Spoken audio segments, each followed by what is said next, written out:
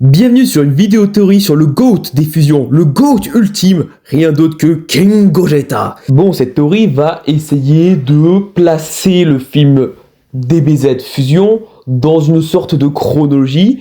Bon, même si Dieu sait que ce film est bourré d'incohérences, bordel. Voici une petite liste d'exemples.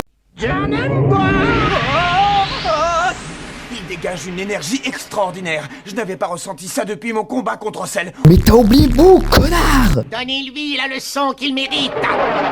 Mais Bojack, pourquoi tu bosses pour lui? Normalement tu le broies, figure. Bon, pour passer à ma théorie. Pour moi, le film de Gogeta se passe dans une timeline. Et là, on va pas parler des anneaux du temps, non. On va juste prendre en compte des BZ. On va juste dire que ça se passe dans un monde où Ultimate Gohan aurait gagné face à Boo. Pourquoi je dis ça? Parce que, déjà de prime abord, on pourrait se dire que les événements se passent après le sacrifice de Vegeta. Du coup, c'est le moment où Vegeta est mort et que Goku est dans l'au-delà. Sauf que, si on y réfléchit, c'est pas une très longue période. D'autant plus, c'est que le monde il est en paix. Oui, il a des gens de partout, tout le monde va bien, alors qu'à ce moment-là, tout le monde est mort, ils sont tous fait tuer par Boo. Donc, selon ma théorie, Gohan aurait vaincu Boo tout seul, et pourquoi pas Gotenks? Parce que, Boo le dit clairement que Gotenks n'aurait pas pu le battre, donc Gohan vainc Boo, donc Vegeta n'est pas ressuscité, Goku n'est pas ressuscité, ils utilisaient Dragon Ball pour ramener tout le monde à la vie,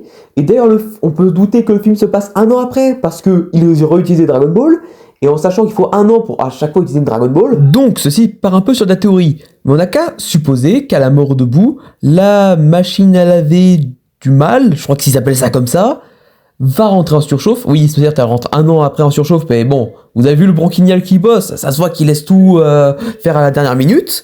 La machine explose à cause du mal de Boo, et pif paf ouf, ça fait Janemba. Cette théorie pourrait expliquer pas mal de choses. Déjà, ça expliquera pourquoi il y a encore des humains en vie, parce que normalement ils sont tous morts à ce moment-là, quand il y a Gohan sur Terre.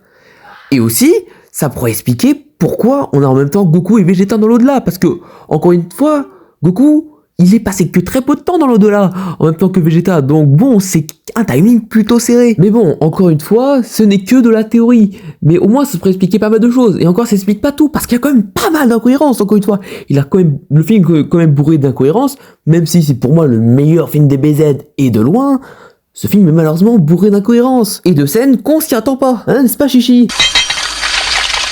Tu te débrouilles très bien avec une épaule. Tu feras une parfaite petite femme notariat quand tu